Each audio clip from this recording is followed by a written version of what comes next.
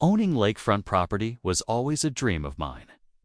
Quiet mornings, fishing off the dock, and a view that made all the stress of life fade away. But that peace didn't last long, because once HOA Karen got involved, everything changed. At first, she was just nosy, making comments about how I should keep the shoreline cleaner or share lake access for community use. I brushed it off, but then I started noticing more and more strangers parking near the lake. People I didn't recognize were walking through my side yard with fishing gear, kayaks, even coolers. Turns out, Karen had taken it upon herself to start renting out lake access passes through the HOA website, using my private lakefront as the main selling point. She marketed it as a shared amenity, saying members can enjoy premium lakeside privileges, all without asking me or getting any legal permission.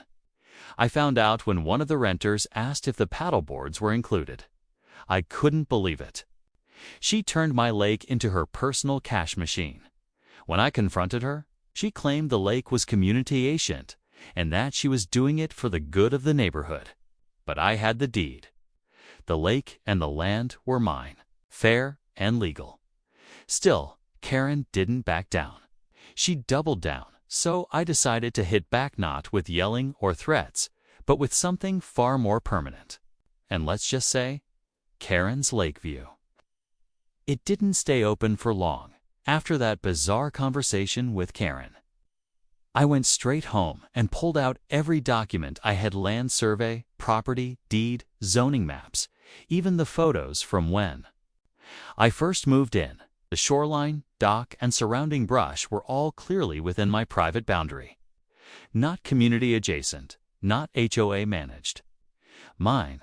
But what really set me off was when I checked the HOA's website and saw she had listed lake access, seasonal rental opportunities available for residents and guests. She even included a picture taken from my backyard without permission. I started asking around the neighborhood and found out Karen had been charging people $10 a day for what she called access passes. Some residents were confused, thinking it was part of their HOA dues. Others didn't realize they were even trespassing. Karen had made it sound completely official, right down to little laminated tags she passed out to renters.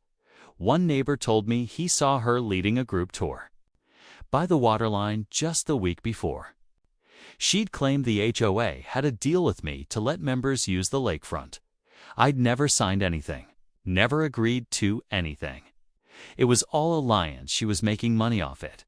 I sent a cease and desist email to the HOA that night. No response. So I took it up a level. Karen wanted to treat my property like it was hers. I was about to remind her exactly where the line was literally. It was going to block more than just her so-called views. The next week, I started noticing small changes around the lake. Someone had placed folding chairs and signs along the edge of my property that read reserved seating, HOA Lake Day. There was even a little pop-up tent staked into my grass. That was it. Karen wasn't just profiting off my lake, she was using it as a community space without even telling me. I pulled the stakes out myself and packed everything up.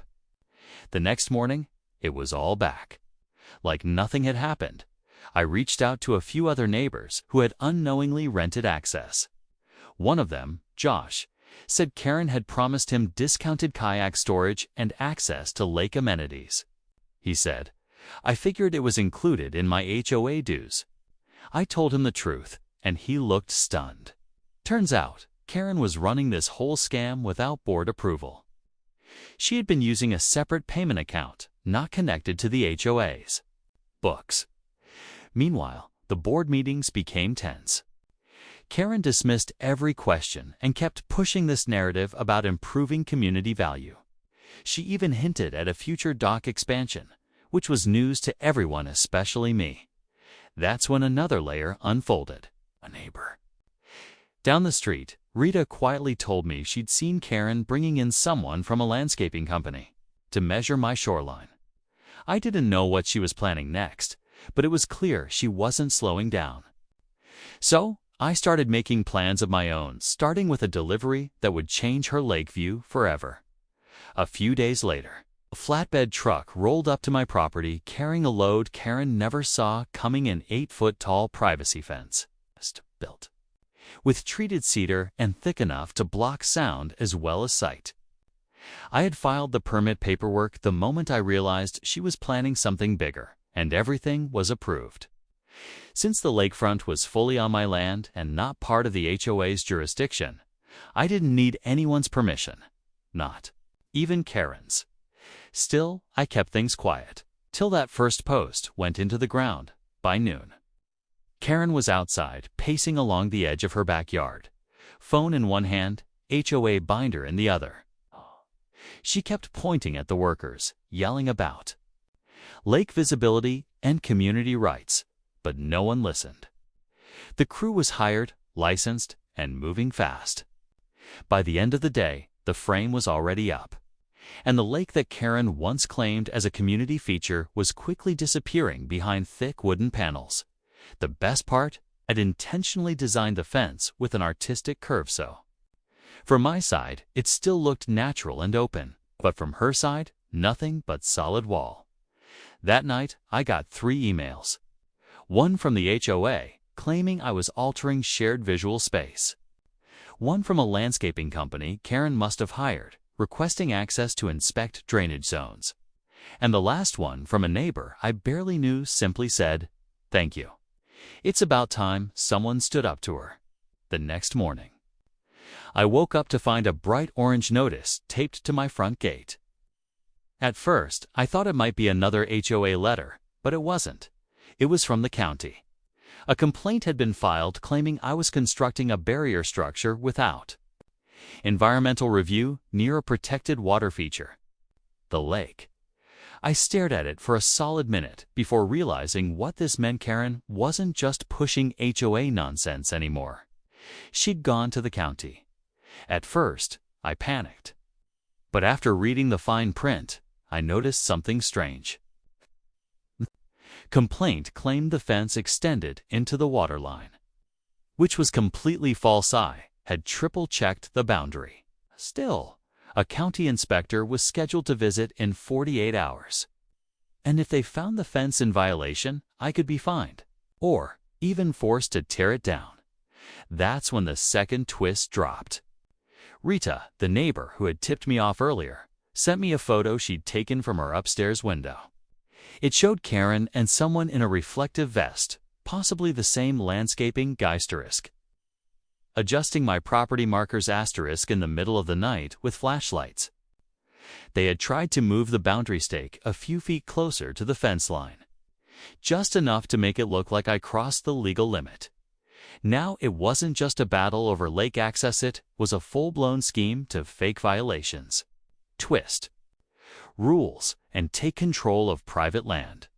And I had 48 hours to stop it before it snowballed into something bigger. With the clock ticking, I gathered every document. I had survey maps, photos of the original markers, permit approvals, and now Rita's photo of Karen shifting the stakes. I even called in the original land surveyor who had helped me when I bought the property. Thankfully, he agreed to stop by and verify the boundary again before the county inspector arrived. When he got there, he confirmed it right on the spot. The fence was exactly where it was supposed to be. Karen's stunt hadn't just failed, backfired. When the county inspector showed up that afternoon, I handed over everything. I explained the situation calmly, laid out the paperwork, and even played a clip from my trail cam that caught Karen and the mystery man sneaking around my shoreline after dark. The inspector's face said it all. He'd seen enough by the end of the inspection. Not only was the complaint dismissed, but the inspector opened an investigation into Karen's actions. Falsifying property lines and filing a false report with the county wasn't just petty. It was potentially illegal. The unexpected twist: turns out the man with Karen wasn't a landscaper. He was a freelance contractor she'd hired in a rush to consult on shared property use, but when he realized she was manipulating boundary lines, he reported her to hoping to avoid liability. That night, for the first time in weeks, I sat on my dock in peace. The fence stood tall behind me. Karen's view was gone, but the truth, that was now in plain sight for the whole neighborhood. In the weeks that followed, the neighborhood started to shift. Once the county investigation wrapped up, Karen was formally warned and removed from the HOA board for abusing her position and filing false claims.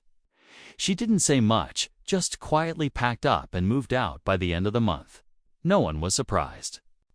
Some neighbors even helped clean up the leftover chairs and signs she'd left near the lake, almost like they were trying to reset the place back to normal. The HOA, now under new leadership, sent out a letter clarifying that lake access is private unless otherwise permitted by the landowner. They also implemented a rule that all HOA activities had to be approved by a full board vote, not just the president acting alone. That change alone was worth the whole mess. Mr. Glenn, the neighbor who barely said a word before all this, stopped by one evening just to say thanks. "You saved more than your lake view," he told me. "You saved the rest of us from being steamrolled." It reminded me that standing your ground, especially when it's your property, is worth it, even when it's exhausting.